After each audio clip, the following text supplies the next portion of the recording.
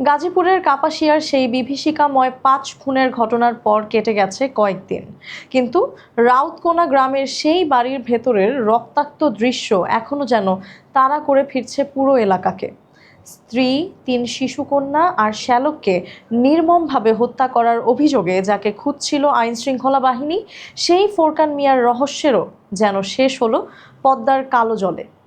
বৃহস্পতিবার ১৪ মে পদ্মা নদী থেকে উদ্ধার করা হয়েছে ফোরকানের মরদেহ।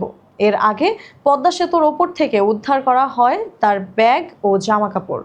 তদন্ত সংশ্লিষ্টদের ধারণা, নৃশংস হত্যাকাণ্ডের পর পালিয়ে গিয়ে সেতু থেকে নদীতে ঝাঁপ দিয়েছিলেন তিনি। তবে প্রশ্ন উঠছে, এটি কি শুধুই আত্মহত্যা, নাকি এর পেছনে লুকিয়ে আছে আরও অন্ধকার কোনো রহস্য?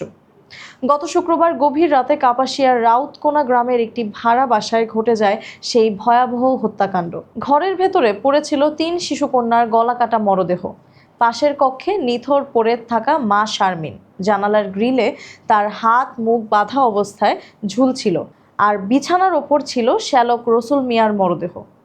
পুরো ঘর জুড়ে ছিল আতঙ্ক, নীরবতা আর মৃত্যুর গন্ধ। সবচেয়ে রহস্যজনক বিষয়, ঘটনার পরদিন সকালে ফোরকান নিজেই ফোন করেন ছোট ভাইয়ের স্ত্রীকে। শান্ত কণ্ঠে জানান, আমি ৫ জনকে হত্যা করে পালিয়ে যাচ্ছি। এরপর থেকেই তিনি নিখোঁজ। ঘটনাস্থল থেকে উদ্ধার হয় দেশীয় মদের খালি বোতল, রান্না করা পায়েস আর কোকা কোলার বোতল। যেন হত্যাকাণ্ডের আগ মুহূর্তেও চলছিল কোনো স্বাভাবিক পারিবারিক পরিবেশ। কিন্তু সেই স্বাভাবিকতার আড়ালেই জমছিল ভয়ঙ্কর অন্ধকার। তদন্তকারীরা আরও জানতে পারেন, ঘটনার কিছুদিন আগে স্ত্রীকে নিয়ে থানায় অভিযোগ করেছিলেন ফোরকান। সেখানে উল্লেখ্য ছিল অর্থ আত্মসাৎ ও পরকীয়ার অভিযোগ। প্রাথমিকভাবে ধারণা করা হচ্ছে, দীর্ঘদিনের পারিবারিক কলহ আর মানসিক অস্থিরতা থেকেই এই ভয়াবহ পরিণতি। তবে এখানেই শেষ নয় রহস্য।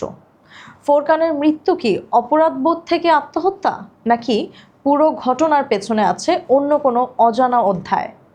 সেই উত্তর এখন খুঁজছে পুলিশ। কাপাসিয়ার সেই ছোট্ট ভাড়া বাসা এখন শুধু একটি বাড়ি নয়, এটি যেন পরিণত হয়েছে এক নীরব প্রশ্নচিহ্নে, যেখানে ৫টি প্রাণ ঝরে গেছে আর রেখে গেছে অসংখ্য অমীমাংসিত রহস্য।